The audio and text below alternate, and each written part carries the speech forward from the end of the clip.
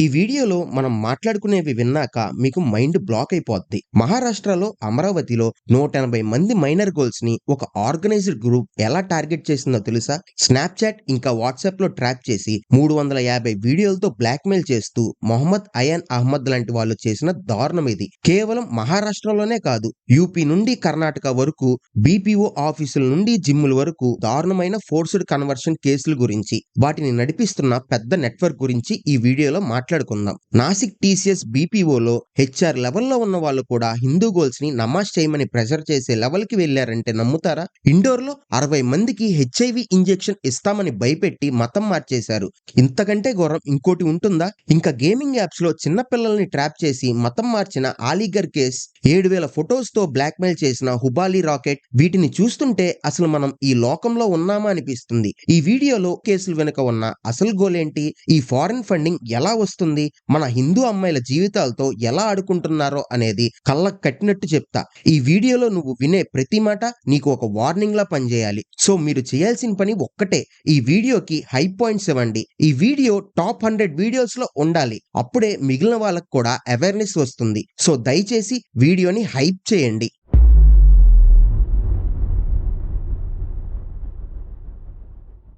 మహారాష్ట్రలో అమరావతి అనే ఏరియాలో జరిగిన ఈ దారుణం వింటే మీకు రక్తం మరిగిపోతుంది. అసలు మనుషులనేవాడు ఎవడైనా ఇంత నీచంగా ఆలోచిస్తాడా అని నీకు డౌట్ ఖచ్చితంగా వస్తుంది.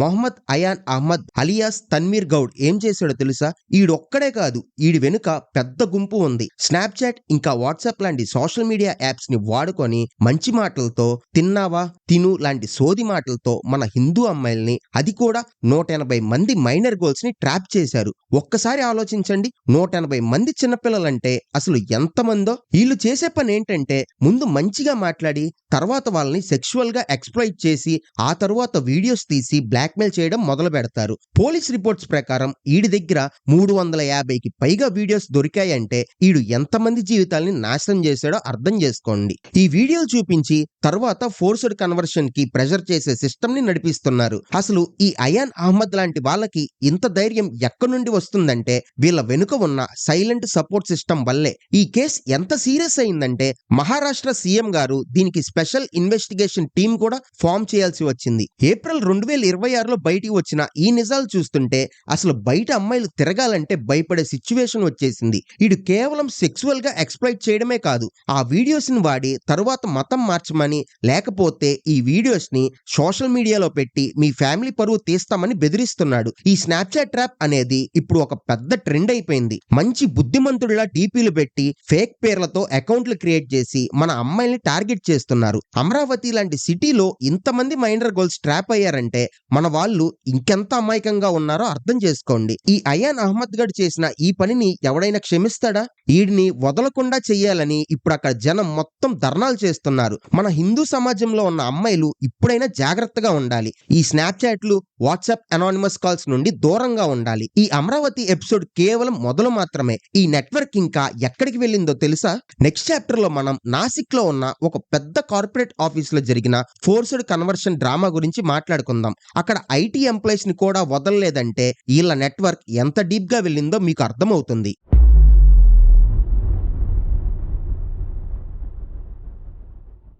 అమరావతిలో చిన్నపిల్లల్ని ట్రాప్ చేస్తే నాసిక్ లో చదువుకున్న సాఫ్ట్వేర్ ఎంప్లాయీస్ ని కూడా వదలకుండా కొత్తగా కార్పొరేట్ జిహాద్ మొదలు పెట్టారు. నాసిక్ లో ఉన్న ఒక పెద్ద బీపీఓ ఆఫీస్ అయిన టీసీఎస్ లో ఈ దారుణం బయటికి వచ్చింది. అక్కడ హెచ్ఆర్ లెవెల్లో ఉన్న తౌసిఫ్ అత్తర్, డైనిష్ షేక్ ఇంకా నీడీ ఖాన్ అనే ముగ్గురు కలిసి ఒక పెద్ద నెట్వర్క్ ఫామ్ చేశారు. ఈ ముగ్గురు హెచ్ఆర్లు మన హిందూ ఎంప్లాయీస్ ని ఎలా టార్గెట్ చేసేవారో తెలుసా?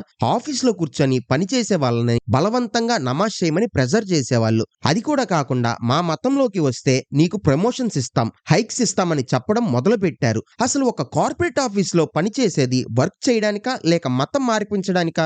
ఈ దారుణం మీద ఇప్పటికీ 9 ఎఫ్ఐఆర్లు రిజిస్టర్ అయ్యాయంటే ఇది ఎంత పెద్ద నెట్వర్కో అర్థం చేసుకోండి. ఒక ఎంప్లాయీని టార్గెట్ చేసి నువ్వు మతం మారితే నీకు మంచి కెరీర్ ఉంటుంది, లేకపోతే నిన్ను లూప్ లో పెట్టి హెరాస్ చేస్తాం అని బెదిరించేవాళ్ళు. ఈ నీడా ఖాన్ అనే హెచ్ఆర్ అమ్మాయి మన హిందూ అమ్మాయిల దగ్గరికి పిలిచి వాళ్ళకి బ్రెయిన్ వాష్ చేయడం, మీ మతంలో ఏముంది, మాలోకి వచ్చేయండి అని చెప్పి కంటిన్యూస్‌గా హెరాస్ చేసేది. అసలు మన వాళ్ళు పని చేసేది కెరీర్ బిల్డ్ చేసుకునేందుకు. కానీ ఈ నీచులు అక్కడికి కూడా మతాన్ని తెచ్చి మన వాళ్ళని మెంటర్‌గా టార్చర్ పెడుతున్నారు. ఈ కేసు బయటికి వచ్చాక నాసిక్ పోలీసులు ఇన్వెస్టిగేషన్ చేస్తే కళ్ళ ముందు ఉన్న నిజాలు చూసి షాక్ అయ్యారు. 7గురిని వెంటనే అరెస్ట్ చేశారు. కానీ ఈ కార్పొరేట్ నెట్వర్క్ ఇంకా ఎక్కడెక్కడ ఉందో అని ఇప్పుడు పెద్ద లెవెల్‌లో ఇన్వెస్టిగేషన్ నడుస్తుంది. టీసీఎస్ లాంటి పెద్ద కంపెనీలోనే ఇంత జరుగుతుందంటే ఇంకా చిన్న కంపెనీస్‌లో ఏం జరుగుతుందో ఆలోచిస్తేనే భయం వేస్తుంది. ఇది కేవలం ఒక రోజులో జరిగింది కాదు. 2022 నుండి 2026 వరకు సైలెంట్‌గా ఈ రాకెట్ నడిపిస్తున్నారు.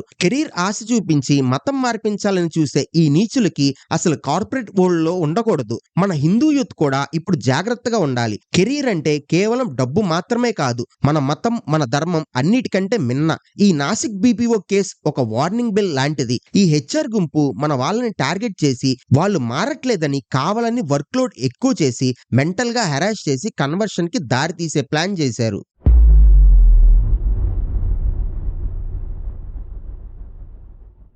అమరావతిలో డిజిటల్ ట్రాప్స్, నాసిక్‌లో కార్పొరేట్ ప్రెషర్ చూసాం. కానీ ముంబ్రాలో జరిగిన ఈ ఘోరం వింటే మీకు అసలు ఒంట్లో ఉడుకు పుట్టిస్తుంది. ఇక్కడ ఇమ్రాన్ షైక్ అనే ఒకడు నరియల్ వాలా ఫకీర్ లాగా అవతారం ఎత్తి మన హిందూ అమ్మాయిల్ని టార్గెట్ చేశాడు. వీడు చేసేది ఏంటంటే చేతబడి లాంటివి చేస్తాను, మీ ప్రాబ్లమ్స్ అన్నిటినీ తీర్చేస్తానని చెప్పి అమ్మాయిల్ని నమ్మేస్తాడు. నవంబర్ 2025లో బయటికి వచ్చిన ఈ కేసులో వీడు అమ్మాయిల్ని బలవంతంగా రేప్ చేసి ఆ తరువాత మతం మారితే కానీ ఈ దిష్టి పోదు అని బ్రెయిన్ వాష్ చేశాడు.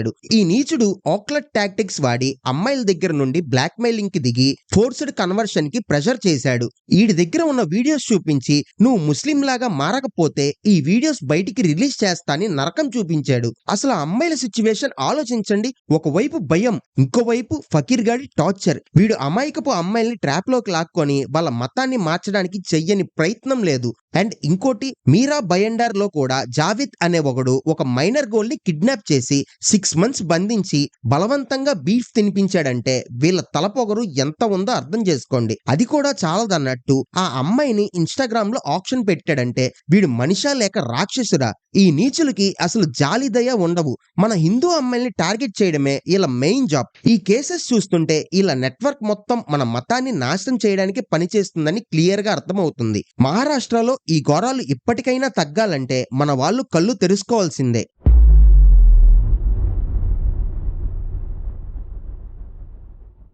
మహారాష్ట్రలోనే కాదు, ఉత్తరప్రదేశ్‌లో ఈళ్ళ తలపొగరు ఇంకా పీక్స్‌కి వెళ్ళింది. యూపీ పోలీస్ కానిస్టేబుల్‌ని కూడా వదలకుండా బ్లాక్‌మెయిల్ చేశారంటే ఈళ్ళ గట్స్ చూడండి. బగ్పత్‌లో హీనా అలియాస్ ముబ్రాసిన్ అనే అమ్మాయి ఒక పోలీస్ కానిస్టేబుల్‌ని ట్రాప్ చేసి ఫేక్ రేప్ కేసు పెట్టి బెదిరించి ఫోర్స్డ్ కన్వర్షన్ డాక్యుమెంట్స్ మీద సైన్ చేయించింది. అది కూడా చాలదన్నట్టు పోలీస్ దగ్గర నుండి 17 లక్షల రూపాయలు ఎక్స్‌టార్షన్ కూడా చేసింది. పోలీస్ ఫోర్స్‌లో ఉన్నోళ్ళ పరిస్థితే ఇలా ఉంటే ఇక సామాన్య మనిషి గతి ఏంటి? మిర్జాపూర్‌లో అయితే ఇంకో దారుణం జరిగింది. ఇమ్రాన్ ఖాన్ అనే ఒకడు జిమ్ జిహాద్ సిస్టమ్ నడిపించాడు. జిమ్‌లకి వచ్చే హిందూ అమ్మాయిల్ని టార్గెట్ చేసి ఏఐ టెక్నాలజీతో ఫేక్ న్యూస్ క్రియేట్ చేసి వాటితో బ్లాక్‌మెయిల్ చేసి మతం మారమని టార్చర్ పెట్టారు. ఈ రాకెట్‌లో 5 జిమ్‌ల్ని సీల్ చేశారు. 50 మంది కంటే ఎక్కువ విక్టిమ్స్ ఉన్నారంటే ఇది ఎంత ఆర్గనైజ్డ్ గా జరుగుతుందో అర్థం చేసుకోండి. ఈడు ఢిల్లీ ఎయిర్‌పోర్ట్‌లో దొరికిపోయాడు కానీ ఈడు వెనుక ఫారెన్ కనెక్షన్ కూడా ఉందని ఇప్పుడు ఇన్వెస్టిగేషన్ లో తెలుస్తుంది. కాన్పూర్‌లో నబీర్ అనే నీచుడు కునాల్ వర్మ అని పేరు మార్చుకొని ఫేక్ ఆధార్ కార్డుతో హిందూ అమ్మాయిల్ని ట్రాప్ చేసి డ్రగ్ వేసి రేప్ చేసి బ్లాక్ మెయిల్ తో మతం మార్చాడు. వీళ్ళు కావాలనే హిందూ ఐడెంటిటీస్ ని దొంగతనంగా వాడేసుకొని మన అమ్మాయిల జీవితాలతో ఆడుకుంటున్నారు.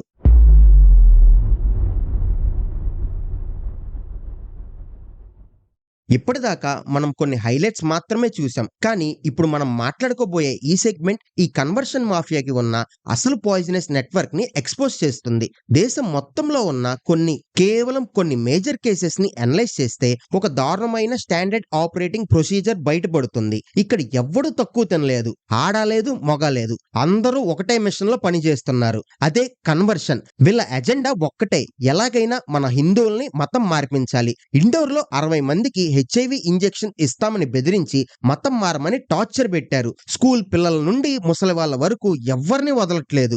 జార్ఖండ్ లో జాబ్స్ పేరుతో ఫోన్స్ హ్యాక్ చేసి బ్లాక్మెయిల్ చేసి జాబ్ జిహాద్ నడిపిస్తుంటే, కర్ణాటకలో సమీర్ ముల్లా లాంటి వాళ్ళు జిమ్ లో ఫ్రెండ్షిప్ చేసి డ్రగ్స్ అలవాటు చేసి 9,000 వీడియోలతో బ్లాక్మెయిలింగ్ రాకెట్స్ నడిపిస్తున్నారు.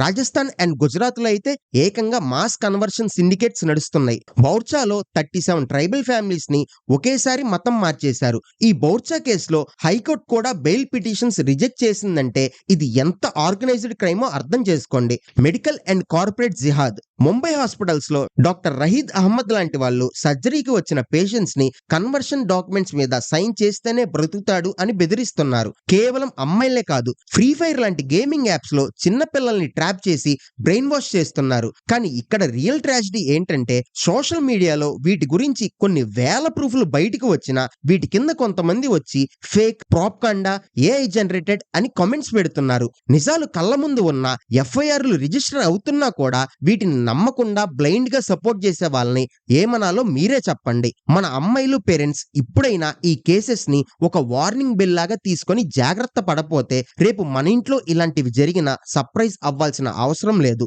ఇప్పుడే కళ్ళు తెరవండి, లేకపోతే మన ధర్మాన్ని, మన సంస్కృతిని మట్టిపాలు చేస్తారు.